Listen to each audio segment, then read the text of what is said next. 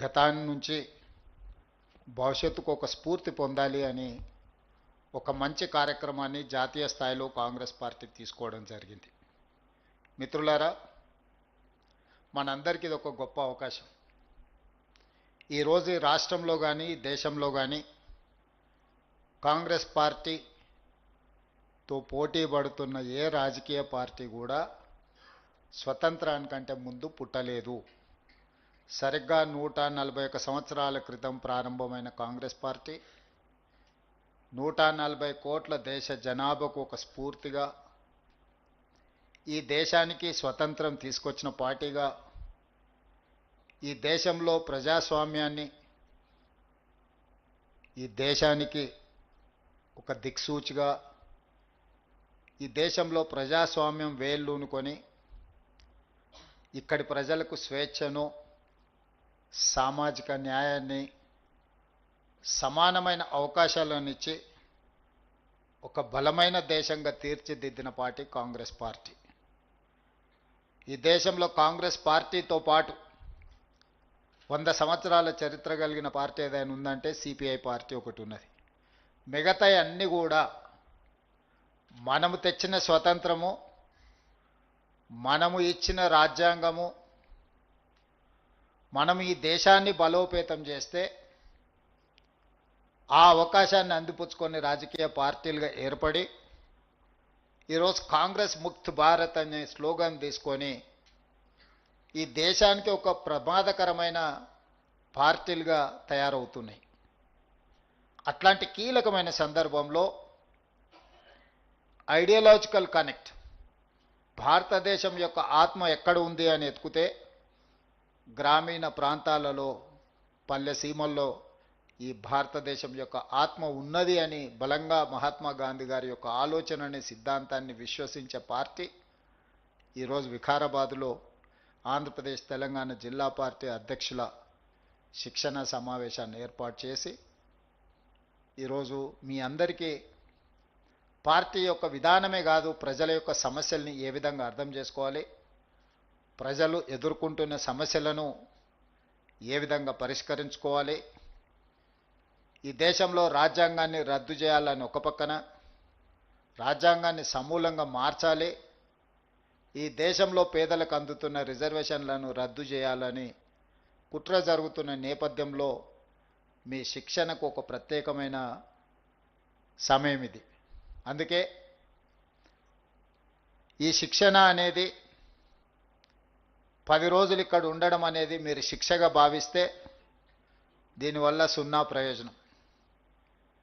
ఈ శిక్షణ అనేది మీ జీవితంలో కాంగ్రెస్ పార్టీ పరంగా, ప్రజా సమస్యల పరంగా మీకు ఒక సంపూర్ణమైన అవగాహన కల్పించే అవకాశం ఉంది. కాంగ్రెస్ పార్టీలో మీ అవకాశాలు మెరుగుపడడానికి కూడా ఈ శిక్షణ కార్యక్రమం ఉపయోగపడుతుంది. అప్పుడే మిత్రులు మా సెల్ ఫోన్లో సిగ్నల్ రావడం లేదు అన్న ఆలోచన చేస్తున్నారు. కొంతకాలం మీకు సిగ్నల్ లేకపోతే ప్రజలతో ఉంటే ఏ విధంగా ఉంటుందో కూడా ఒక గొప్ప అనుభూతి. మొదటి రోజు అలా అనిపిస్తుంది, రెండవ రోజుకు అలవాటు అవుద్ది, మూడవ రోజుకు అదే ఇష్టం అవుద్ది. కాబట్టి మీరందరూ, మనమందరం, ఈ వేదిక మీద ఉన్నోళ్ళు ఎవరైనా, ఎవరికి వారసత్వంగా హోదాలు రాలేదు, వారసత్వంగా హోదా రావడానికి అవకాశం ఉన్న వైఎస్ షర్మిల గారి వేదిక మీద ఉన్నారు, కానీ వారసత్వంగా వారేది తీసుకోలే. మీరు ఒక్కసారి ఆలోచన చేయండి. మోతీలాల్ నెహ్రూ గారు 1000 కోట్ల రూపాయల ఆస్తులను దేశానికి, జాతికి అంకితం చేశారు. పండిట్ జవహర్లాల్ నెహ్రూ గారు దేశ స్వతంత్ర పోరాటంలో 10 సంవత్సరాలు జైలు శిక్ష అనుభవించాడు. శ్రీమతి ఇందిరాగాంధీ గారు ఉక్కు మహిళగా రాణించడమే కాకుండా ఈ దేశం కోసం ప్రాణాలనిచ్చి చివరి రక్తపు బొట్టు వరకు దారం పోసారు. వారి వారసత్వం నుంచి వచ్చిన రాజీవ్ గాంధీ గారు ఈ దేశ సమగ్రత కోసం ప్రాణాలు ఇచ్చారు. వారి ఆశయాన్ని కొనసాగించాలని శ్రీమతి సోనియా గాంధీ గారు పడ్డ శ్రమ, 2 చిన్న పిల్లల్ని ఒళ్ళో పెట్టుకొని ఈ దేశం కోసం వారు సర్వం త్యాగం చేసి ఈ దేశానికి నాయకత్వ సమస్య వచ్చినప్పుడు కాంగ్రెస్ పార్టీకి, దేశ నాయకత్వానికి అండగా నిలబడి ఒక మంచి నాయకత్వాన్ని సోనియా గాంధీ గారు అందించారు. ఇంతమంది వారసత్వంగా మహాత్మా గాంధీ గారు 30 సంవత్సరాలు బ్రిటిషర్స్ మీద పోరాటం చేసి స్వతంత్రం సాధిస్తే బ్రిటిషర్స్ కూడా మహాత్మా గాంధీ గారి మీద లాఠీ ఎత్తడానికి భయపడ్డారు. కానీ స్వతంత్రం వచ్చిన కొద్ది నెలల్లోనే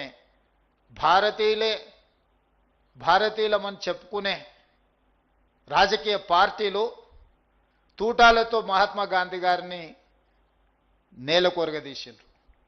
అంటే బ్రిటిషర్స్ కూడా ధైర్యం చేయలేదు మహాత్మా గాంధీ గారిని టచ్ చేయడానికి. కానీ భారతీయ జనతా పార్టీ వారసత్వం ఉన్న వాళ్ళు మహాత్మా గాంధీ ప్రాణాలనే బలిగొన్నారు. మహాత్మా గాంధీ గారి దేశం కోసం ప్రాణాలు ఇచ్చారు. ఇందిరాగాంధీ గారి దేశం కోసం ప్రాణాలు ఇచ్చారు. రాజీవ్ గాంధీ గారి దేశం కోసం ప్రాణాలు ఇచ్చారు. ఈ లెక్కన ఈ వారసత్వంతోనే రాహుల్ గాంధీ గారు కూర్చున్న ఇంట్లో ఈ దేశానికి ప్రధానమంత్రి కావాలి. కష్టమనేది తెలియకుండానే ఈ తరంలో వారు ప్రధానమంత్రి కావాలి. కానీ ఇంత వారసత్వం ఉన్నా, ఇంత త్యాగ చరిత్ర ఉన్నా రాహుల్ గాంధీ గారు కన్యాకుమారి నుంచి కశ్మీర్ వరకు మండు టెండల్లో మంచు కొండల్లో 150 రోజులు 4000 కిలోమీటర్లు పాదయాత్ర చేసిండు. తెలంగాణ రాష్ట్రంలోనే 22 రోజులు 375 కిలోమీటర్లు పాదయాత్ర చేసిండు. డాక్టర్ వైఎస్ రాజశేఖర రెడ్డి గారి గురించి నాకంటే ఇక్కడ ఉన్న మీకే ఎక్కువ తెలుసు. రాజశేఖర రెడ్డి గారు చేసిన పాదయాత్ర, రాజశేఖర రెడ్డి గారు అందించిన పరిపాలన, రాజశేఖర రెడ్డి గారు అమలు చేసిన సంక్షేమ పథకాలు, రాజశేఖర రెడ్డి గారు చూపించిన అభివృద్ధి ప్రణాళిక ఒక గొప్ప ప్రణాళిక. ఈ రోజుకు మనం కాంగ్రెస్ విజయాలలో రాజశేఖర రెడ్డి గారు ముఖ్యమంత్రిగా ఉన్నప్పుడు తీసుకున్న నిర్ణయాలనే మనం ప్రతి వేదిక మీద ప్రస్తావిస్తున్నాం. ఆ రకంగా వైఎస్ షర్మిల గారు కేవలం రాజశేఖర రెడ్డి గారి పేరు చెప్పుకొని ఆంధ్రప్రదేశ్లో ఏ హోదాకైనా వెళ్ళొచ్చు.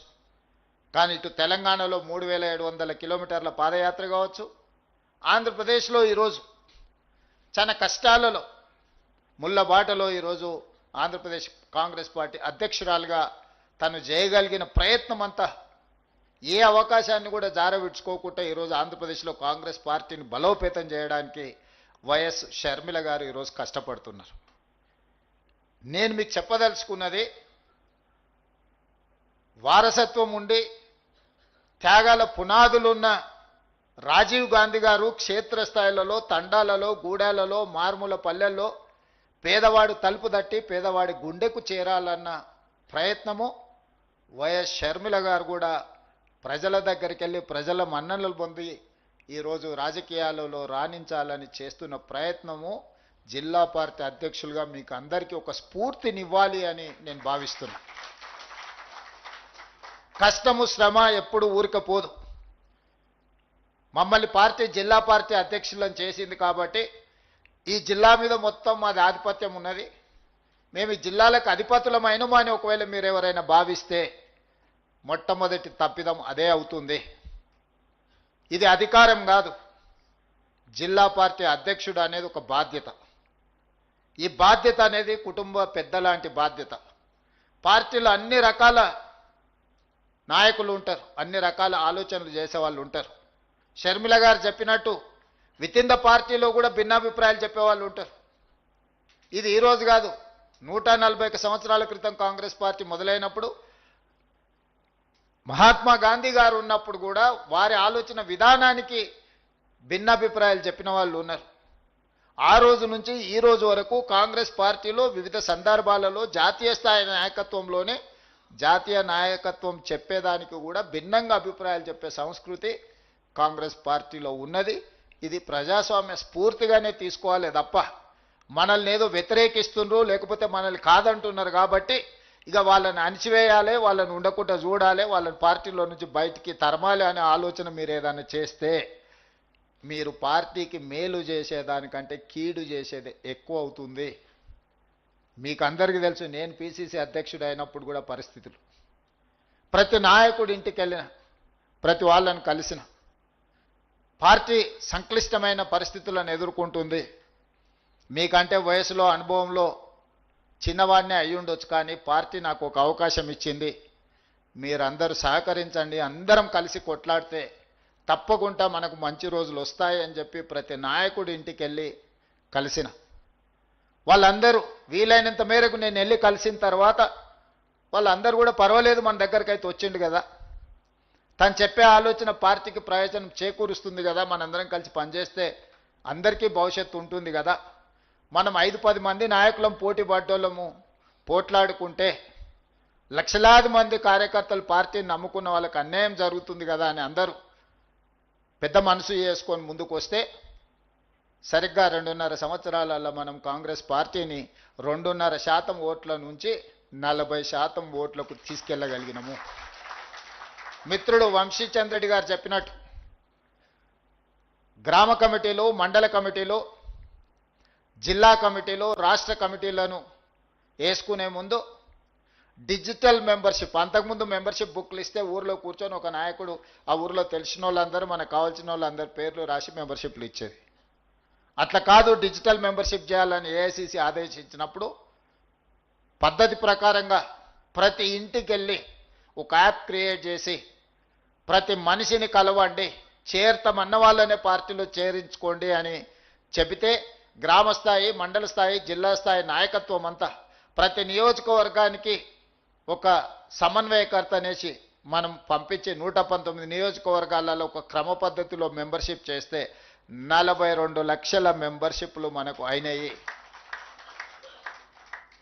సరిగ్గా 60 రోజుల్లో 42 లక్షల మందిని పార్టీలో డిజిటల్ మెంబర్షిప్ చేసినాము. ఢిల్లీకి అనుమానం వచ్చింది వీళ్ళు ఊరికే ఏదైనా ఈ వివరాలు సేకరించినామని. దాంట్లో ఇంటి పేరు, సొంత పేరు, ఊరు పేరుతో పాటు వాళ్ళ మొబైల్ నెంబర్ కూడా, అందులో మొబైల్ నెంబర్తో పాటు ఓటీపీ వస్తే ఆ ఓటీపీని మళ్ళీ ఎంటర్ చేస్తేనే ఆ డిజిటల్ మెంబర్షిప్ ఆమోదించేటట్టు మనం యాప్ తయారు చేసినాం.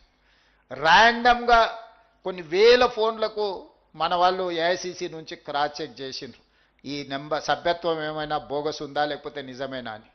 100% పర్ఫెక్ట్ మెంబర్షిప్ వచ్చింది.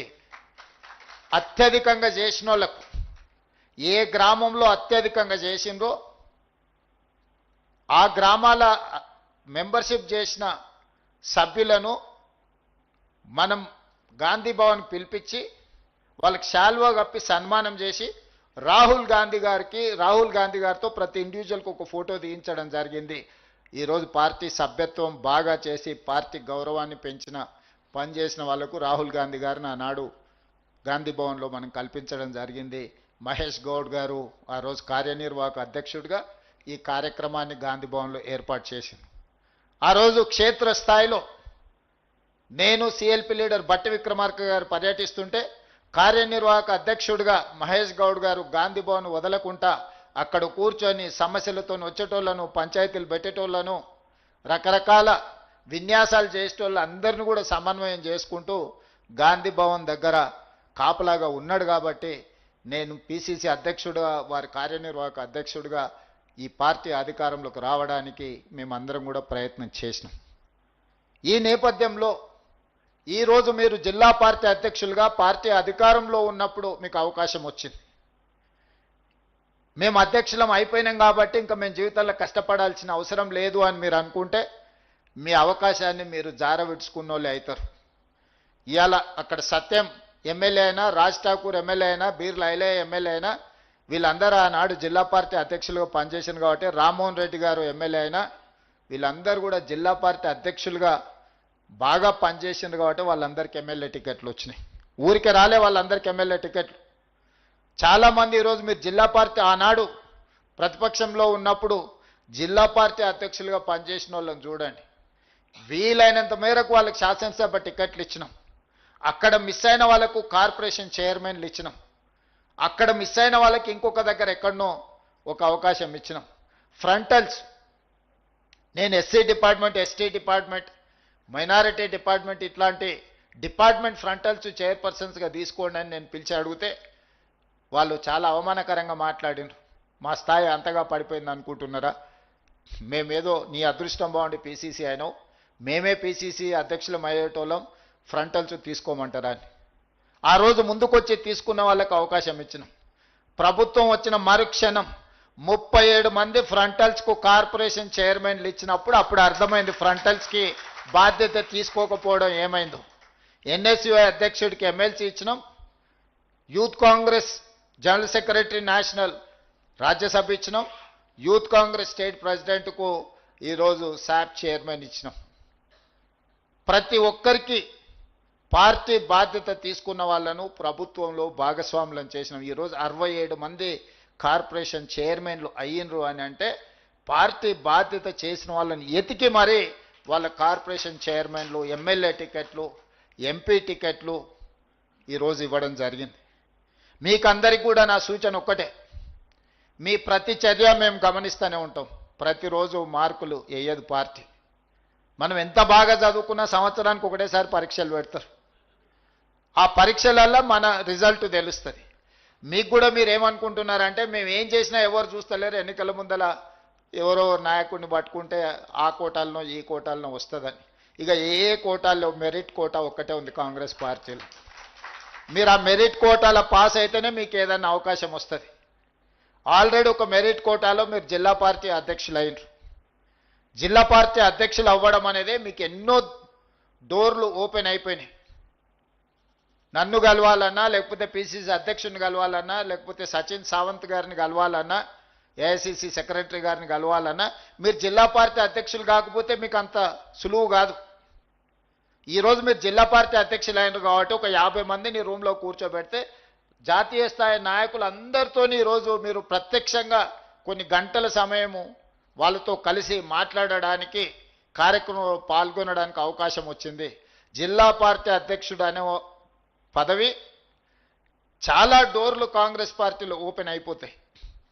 రేపు పొద్దుగాల ఇదే రూమ్లో రాహుల్ గాంధీ గారు వచ్చి కూర్చుంటారు, రేపు పొద్దుగాల ఇదే రూమ్లో మల్లికార్జున్ ఖర్గే గారు వచ్చి కూర్చుంటారు, రేపు పొద్దుగాల ఇదే రూమ్లో శ్రీమతి ప్రియాంక గాంధీ గారు వచ్చి మీతో మాట్లాడతారు. కాంగ్రెస్ పార్టీ అధ్యక్షుడు అవుతే జాతీయ నాయకత్వం మొత్తాన్ని మీరు ప్రత్యక్షంగా కలిసి వాళ్ళతో మాట్లాడడానికి, మీ అనుభవాలను లేకపోతే మీ ఆలోచనలు పంచుకోవడానికి ఇది ఒక అవకాశం. ఈ అవకాశాన్ని మీరు సద్వినియోగం చేసుకోకుండా అక్కడ వెడమ బొజ్జున్నాడు, ఆయన ఎమ్మెల్యే అయ్యిండు.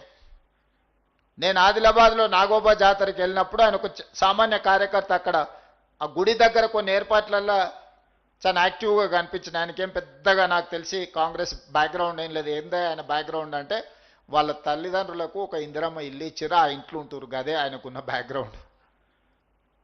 కానీ క్రియాశీలకంగా కనిపిస్తే ఎవరో ఆ పేరు కనుక్కొని ఎవరికో చెప్తే పేరు రాసుకుంటే తర్వాత పిలిపించి ఓ చిన్న బాధ్యత ఇచ్చి అక్కడి నుంచి ఈరోజు ఎమ్మెల్యే టికెట్ ఇస్తే ఎమ్మెల్యే అయ్యండి. కాంగ్రెస్ పార్టీ బీఫామ్కున్న బలం అలాంటిది. ఏమీ లేదు వాళ్ళకి. ఆయన ఎమ్మెల్యే అయ్యేటప్పుడు కూడా ఇందిరమ్మ ఇల్లే ఉంది. కాబట్టి ఇక్కడ ఉన్న వాళ్ళకి ఏమైనా ఉండొచ్చు, చాలా వాళ్ళు డబ్బులు ఉన్నోళ్ళు ఉండొచ్చు, డబ్బులు లేని వాళ్ళు ఉండొచ్చు, లేకపోతే కులం ఉన్నోళ్ళు ఉండొచ్చు, కులం కొంచెం చిన్న చూపు చూస్తారని బాధ కలిగేటోళ్ళు కూడా ఇక్కడ ఉండొచ్చు, నాకు తెలియదు. అన్నిటికీ మించిన కాంగ్రెస్ పార్టీ అధ్యక్ష పదవి మీ దగ్గర ఉంది, అది అన్నిటికంటే విలువైంది. ఈ విలువైన పదవిని మీరు దుర్వినియోగం చేసుకుంటే ఇక మిమ్మల్ని ఆ దేవుడు కూడా బాగు చేయలేడు. ఈ పదవిని పొదుపుగా వాడుకొని, పదవిని ప్రజల కోసం వినియోగించి, పదవిని కార్యకర్తల్ని సమన్వయం చేసుకోవడానికి వాడుకుంటే మీరు ఎమ్మెల్యేనో, ఎమ్మెల్సీయో, ఎంపీయో, మంత్రో, ముఖ్యమంత్రో ఏ స్థాయికైనా మీరు ఎదగడానికి ఇది ఉపయోగపడుతుంది. ఇది తొలిమెట్టు మీ రాజకీయ జీవితంలో. జిల్లా పార్టీ అధ్యక్షుడు అనేది మీ రాజకీయ జీవితంలో ప్రతివాడికి ఒక కోరిక, ఒక ఆలోచన, ఒక పట్టుదల ఉంటుంది. కానీ అది చేరుకోవడానికి, అది సాధించుకోవడానికి చాలామందికి అవకాశాలు రావు. ఈరోజు మీ జిల్లాలోనే ఎంతమంది పోటీపడి ఉంటారో మీకే తెలుసు. మరి అంతమందిలోకి వెళ్ళి పార్టీ మీకు అవకాశం ఇచ్చిందంటే సంపూర్ణమైన విశ్వాసం మీ మీద పెట్టుకున్నది పార్టీ. మీరు ఆ విశ్వాసాన్ని దెబ్బతీయకండి. జిల్లా పార్టీ అధ్యక్షుడు అంటే నచ్చనోళ్లను అడ్డు తొలగించుకోవడం కాదు, నచ్చనోళ్లను కూడా దారిలోకి తెచ్చుకోవడమే జిల్లా పార్టీ అధ్యక్షుడి యొక్క బాధ్యత. మీరు చాలా చూసి ఉంటారు, ఎన్నికల కంటే ముందు ఎన్ని రకాల సమస్యలు వచ్చినా కూడా మేము ఎవరిని బయటకు పోనీయకుండా అందరిని ఏదో ఒక రకంగా లాక్కొచ్చి అందరిని ఒక దగ్గర కూర్చోబెట్టుకొని ఎన్నో రకాలుగా అందరినీ సమన్వయం చేసుకుంటే ఈరోజు మనం ప్రభుత్వాన్ని ఏర్పాటు చేసుకోగలిగినాము. ప్రభుత్వం ఏర్పాటు చేసినప్పుడు మన మెజారిటీ 2%. 4 నెలల తర్వాత జరిగిన పార్లమెంట్ ఎన్నికలలో మిగతా పార్టీ కంటే మన మెజారిటీ 4%. 2 సంవత్సరాల 2 నెలల తర్వాత జరిగిన మున్సిపల్ ఎన్నికల్లో మన మెజారిటీ మిగతా పార్టీ కంటే 12%. మనకు రెండో స్థానం ఉన్న వాళ్లకు అసెంబ్లీలో 2%, మనకు రెండో స్థానంలో ఉన్న పార్లమెంట్ ఎన్నికల్లో 4%, మనకు రెండో స్థానంలో ఉన్న మున్సిపల్ ఎన్నికల్లో 12%కి ఈరోజు మన మెజారిటీ పెరిగింది అని అంటే ఇది కార్యకర్తల యొక్క శ్రమ, ప్రజలకు మన పట్ల ఉన్న నమ్మకం, విశ్వాసము. ఈరోజు నమ్మకం, విశ్వాసాన్ని కొనసాగించడమే కాకుండా ప్రజలకు ఉపయోగపడే కార్యక్రమాలు తీసుకోవాలి. మీరిక్కడ సమన్వయం చేసుకోవడం ఎలా అనేది నేర్చుకోవాలి. పార్టీ విధానం ఏందనేది తెలుసుకోవాలి. కాంగ్రెస్ పార్టీకి గతమే కాదు భవిష్యత్తు కూడా ఉన్నది. భవిష్యత్తు దేశానికి సంబంధించిన భవిష్యత్తు. ఈ దేశంలో కాంగ్రెస్ని, ఈ దేశాన్ని విడదీసి చూడలేము. ఈ దేశం యొక్క ఆత్మనే కాంగ్రెస్ పార్టీ. ఈ దేశం యొక్క ఆత్మను దెబ్బతీయాలని ఈరోజు భారతీయ జనతా పార్టీ లాంటి పార్టీలు కుట్ర చేస్తున్నాయి. అది అంత ఆషామాషి విషయం కాదు. ఈరోజు పార్లమెంట్లో రాహుల్ గాంధీ గారిని మాట్లాడనివ్వకపోయినా, గాంధీ కుటుంబాన్ని అవమానించే విధంగా మాట్లాడినా, గాంధీ కుటుంబాన్ని అవినీతి ఆరోపణలతో ఈరోజు బీజేపీ అవమానించాలనే ప్రయత్నం చేస్తుంది. ఉండడానికి సొంత ఇల్లు లేని, దేశం కోసం 3 తరాలు ప్రాణాలు ఇచ్చిన గాంధీ కుటుంబానికి డబ్బులు ఒక లెక్కన? కాంగ్రెస్ పార్టీ కార్యకర్తలు నిజంగానే వాళ్ళకి డబ్బులు కావాలనుకుంటే ఈ కాంగ్రెస్ పార్టీ కార్యకర్తలు పోగేస్తే కూడా ఓ 10,000 కోట్ల రూపాయలు జమ అయితే గాంధీ కుటుంబానికి ఇవ్వడానికి. మనమందరం గాంధీ కుటుంబానికి ఒకవేళ ఆర్థిక అవసరాలు ఉన్నాయి అని అంటే తలా ఓ చెయ్యి వేస్తే తెలంగాణ నుంచి ఒక 1000 కోట్లు పోగేసి ఇవ్వగలిగిన శక్తి ఈరోజు కాంగ్రెస్ పార్టీ కార్యకర్తలకు ఉన్నది. ఉండడానికి సొంత ఇల్లు లేదు.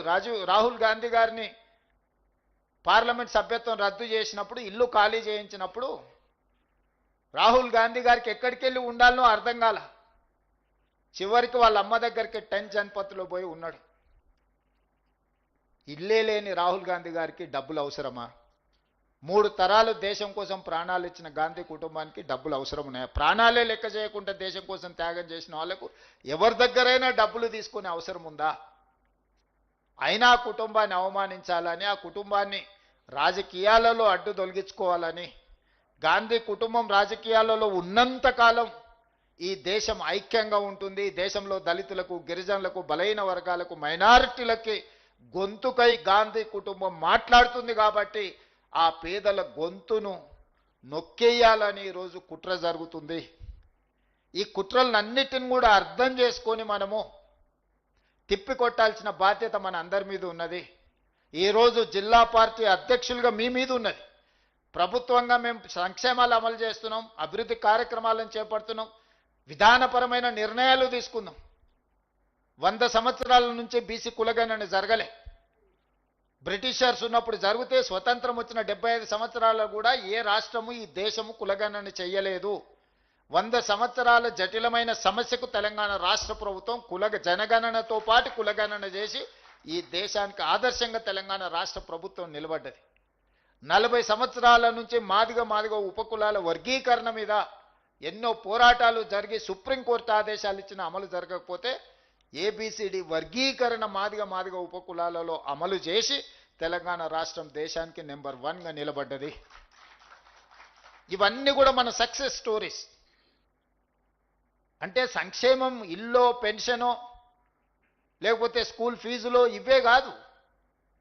సామాజిక రుగ్మతలైన సమస్యల్ని మనం పరిష్కరించినము, వర్గీకరణ చేసినాము, కులగణన చేసినాము. 42% బీసీలకు స్థానిక సంస్థలలో మనం రిజర్వేషన్లు ఇస్తామంటే సర్పంచులలో 49.83% సర్పంచులను చేసినాము. మున్సిపల్లో 63% ఓబీసీలను ఇవాళ మనం కౌన్సిలర్లుగా, కార్పొరేటర్లుగా, మున్సిపల్ చైర్పర్సన్స్గా చేసినాం. ఇవన్నీ ఎలా సాధ్యమైనాయి అంటే కాంగ్రెస్ పార్టీ ఉండడం వల్లనే సాధ్యమైనవి. ఇంత గొప్ప ప్రణాళికలు అమలు చేస్తున్న కాంగ్రెస్ పార్టీకి మీరు జిల్లా పార్టీ అధ్యక్షులుగా బాధ్యత తీసుకున్నారు. ఇది అత్యంత కీలకమైన బాధ్యత. ఇక గౌరవం గురించి మిత్రుడు వంశీ, మీరు గౌరవంగా ఉండాలి, మిమ్మల్ని గౌరవించాలన్నాడు. ఐ డూ అగ్రీ, 100% నేను ఆమోదిస్తా మాటతో. మీకు గౌరవం ఎప్పుడు వస్తుంది అనంటే నా అనుభవంతో చెప్తున్నా, పైరవీలు చేయకపోతే వస్తుంది. అంశాల పట్ల స్పష్టంగా మీరు మాట్లాడితే మీ గౌరవం మీకు నిలబడుతుంది. మీరు చిన్న చిన్న పైరవీలు వెనకాల తిరిగినరు అనుకో, మీరు జిల్లా పార్టీ అధ్యక్షులుగా కాకుండా పైరవకారులుగా మీకు ఎప్పుడైతే ముద్ర పడుతుందో అప్పుడు మీరు అందరికీ చులుకాన లోకు అవుతారు. Obligations are obliged. ప్రజా సమస్యల్ని మీరు ఎమ్మెల్యేలకు కానీ ఎంపీలకు కానీ మంత్రులకు కానీ ముఖ్యమంత్రి కూడా తీసుకొచ్చి చెప్పి పరిష్కరించవచ్చు. అవి ప్రజా సమస్యల పరిష్కారంగా ఉండాలి తప్ప పైరవీలుగా కనిపించకూడదు. మీరు పైరవీలకు ఎప్పుడైతే జిల్లా పార్టీ అధ్యక్షులు దూరంగా ఉంటారో గౌరవం అదే నడుచుకుంటూ వస్తుంది. మీకు గౌరవం ఎక్కడికి పోదు. గౌరవం ఆటోమేటిక్గా మీరు పైరవీలు మానేసి ప్రజా సమస్యల్ని ప్రస్తావించి ప్రజా సమస్యల్ని ప్రభుత్వం దృష్టికి తీసుకొచ్చి ఉన్నతాధికారుల దృష్టికి తీసుకొచ్చినప్పుడు ఆటోమేటిక్గా మీరు వస్తే ఎవరైనా మిమ్మల్ని గౌరవిస్తారు, మీకు మర్యాద ఇస్తారు, మీరు చెప్పింది చేస్తారు. ఎప్పుడైతే మీరు చిన్న చిన్న పైరవీల వెనకాల మీరు మొదలు పెట్టినరో ఏముందిలే నిలబడతాడు, ఏముందిలే ఆయన వస్తే రోజు ఎదురేగుతామా, ఇట్లాంటి చీత్కారాలు వస్తాయి. కాబట్టి ప్రజా సమస్యలను పరిష్కరించడం వేరు, సొంతంగా కొన్ని పైరవీలు చేయాలన్న ఆలోచన వేరు. ఈ రెండింటికున్న ఒక థిన్ లైన్ మీరు అర్థం చేసుకోవాలి. చేసుకుంటే ఆటోమేటిక్గా అప్పుడప్పుడు మన గ్రామాలలో కొంతమందిని చూడంగానే వాళ్ళతో మాట్లాడి ఫస్ట్ వాళ్ళతో మాట్లాడి పంపిస్తాం. ఏంటంటే వాళ్ళకున్న క్యారెక్టర్ని బట్టి మనం వాళ్ళు రెస్పెక్ట్ చేస్తాం, పొజిషన్ని బట్టి కాదు. మీరు కూడా జిల్లా పార్టీ ప్రెసిడెంట్లుగా మీ క్యారెక్టర్ని మీరు ప్రూవ్ చేసుకుంటే అది ఎవరైనా, ఈరోజు సచిన్ రావు గారు ఉన్నారు, ఆయనకేం హోదా లేదు, కానీ ఏ రాష్ట్ర ముఖ్యమంత్రి అయినా సచిన్ రావు వస్తే ఫస్ట్ సచిన్ రావు గారు మీరు రాండి, ఏం పని మీద వచ్చి ఏందని అడిగి మాట్లాడతారు. ఎందుకు? That is his character. He doesn't have any personal agenda. He don't ask any personal favor. He is not trying to get something from anyone who is having position or anything. Just he is serving. He is serving. That's all. If you people also you are going to serve for poor people or party, definitely you will get that respect. I'm assuring you. నేను 20 ఏళ్ళు 2006లో నేను మొట్టమొదటిసారి ZPTC అయినా, 2007లో MLC అయినా, 2009లో MLA అయినా, 14లో MLA అయినా, ప్రతి జూన్లో 2006 జూన్ నేను జడ్పీటీసీ, 2007 జూన్ నేను ఎమ్మెల్సీ, 2009 జూన్ నేను ఎమ్మెల్యే, 2014 జూన్ నేను రెండోసారి ఎమ్మెల్యే, 2019 జూన్ నేను ఎంపీ, 2021 జూన్లో నేను పీసీసీ ప్రెసిడెంట్ను, 2023 డిసెంబర్లో నేను ముఖ్యమంత్రిని. సరిగ్గా 16 సంవత్సరాలలో ఒక జిల్లా పరిషత్ మెంబర్ నుంచి ముఖ్యమంత్రి వరకు అవకాశం వచ్చింది. అది కాంగ్రెస్ పార్టీ ద్వారా. నేను ఎప్పుడైనా ప్రజా సమస్యల మీద అందరితో కొట్లాను. ఏ రోజు కూడా శ్రీధర్ బాబు గారు అప్పుడు ఇప్పుడు మంత్రి, వారిని అడుగురు, వారు నాకు మంచి మిత్రుడు. ఏ రోజన్నా చిన్న పని అయినా, రాజశేఖర రెడ్డి గారికి నేనంటే బాగా ఇష్టం, నేను కనిపిస్తే వాటి హీరో అని కొట్టి మాట్లాడటం నేను ఎమ్మెల్సీగా ఉన్నప్పుడు. ఏ రోజు కూడా వారితో నాకున్న ఇంటిమసీలా ఏ రోజు పర్సనల్ ఫేవర్ అడగలే. నా కౌన్సిల్ స్పీచెస్ తీసుకోండి, ఎందుకంటే వారు అప్పుడు నేను బడ్జెట్లో ఫస్ట్ బడ్జెట్ వారు రెండోసారి ప్రభుత్వం వచ్చినాక నేను మాట్లాడింది ఉంటుంది. యూట్యూబ్లో మీకు ఎక్కడన్నా ఉండొచ్చు, చూడండి. రాజశేఖర రెడ్డి గారు ముఖ్యమంత్రిగా లేచి ఎంత గౌరవంగా రిప్లై చేసిండ్రు. అంటే ఏ రోజు కూడా మేము పైరవీల వెనకాల పరిగెత్తలేదు, సమస్యలను లేవనెత్తినము, కొట్లాడినాం. కాబట్టి అవకాశం వచ్చింది. మీకు కూడా జిల్లా పార్టీ అధ్యక్షులుగా ఒక మంచి బ్రహ్మాండమైన అవకాశం వచ్చింది. ఈరోజు ప్రభుత్వం ఉన్నది, పార్టీ ఉన్నది తెలంగాణలో బలంగా. ఆంధ్రప్రదేశ్ జిల్లా అధ్యక్షుల్ని, ఆ రాష్ట్ర పార్టీ అధ్యక్షురాలని స్ఫూర్తిగా తీసుకోండి. అక్కడ వాళ్ళు పడుతున్న కష్టాలకు ఇక్కడ మీకున్న కంఫర్ట్కు ఉన్న తేడాన్ని మీరు గమనించండి. అందుకే ఈరోజు పరిపాలన పరంగా 2 రాష్ట్రాలుగా విడిపోయిన మన ఆలోచనలు, పార్టీని 2 రాష్ట్రాలలో మనం అభివృద్ధి చేసుకోవాల్సిన అవసరం ఉన్నది. ఆంధ్రప్రదేశ్లో కాంగ్రెస్ పార్టీ బలపడితే మనకు ప్రయోజనము, మనం బలంగా ఉంటే వాళ్లకు ప్రయోజనము. ఈ 2 రాష్ట్రాలు కలిసి ఎదగాలి, కలిసి అభివృద్ధి జరగాలి. ఈ 2 రాష్ట్రాలు దేశానికి ఆదర్శంగా నిలబడే విధంగా మనం వ్యవహరించాలి. 2 రాష్ట్రాల జిల్లా పార్టీ అధ్యక్షులు సంపూర్ణమైన బాధ్యతతోని ఈ రోజు నుంచి పునరంకితం కావాలి. నిన్నటి వరకు మీకు ఎవరితోనైనా సమస్య ఉండొచ్చు, మీరు జిల్లా పార్టీ అధ్యక్షుడిగా బాధ్యత తీసుకున్నారంటే మీ వయసుతో సంబంధం లేదు. ఆ జిల్లాకు మీరే కుటుంబ పెద్ద. మీరు కుటుంబ పెద్ద అంటే కుటుంబంలో ఎన్నో రకాల సమస్యలతోని, ఎన్నో రకాల ఆలోచనలతోని కుటుంబంలో సభ్యులు ఉంటారు. వాళ్ళందరినీ సమన్వయం చేసుకోవడమే మీ యొక్క విజయం. మీరందరూ ఖచ్చితంగా బాగా చేస్తారని, బాగా చెయ్యాలని, చేసే క్రమంలో మా అందరి సంపూర్ణమైన సహకారం ఉంటుందని మీ అందరికి కూడా తెలియజేస్తూ మరొకసారి మిమ్మల్ని అందరినీ మనస్ఫూర్తిగా అభినందిస్తున్నా. ఎన్నో మంది పోటీ పడ్డా మీరు అధ్యక్షులుగా అవకాశం వచ్చింది. దీన్ని సద్వినియోగం చేసుకొని ముందుకు వెళ్ళాలి, ఆదర్శంగా ఉండాలి అని తెలియజేస్తూ మీ అందరి దగ్గర సెలవు తీసుకుంటున్న ధన్యవాదాలు మిత్రులారా.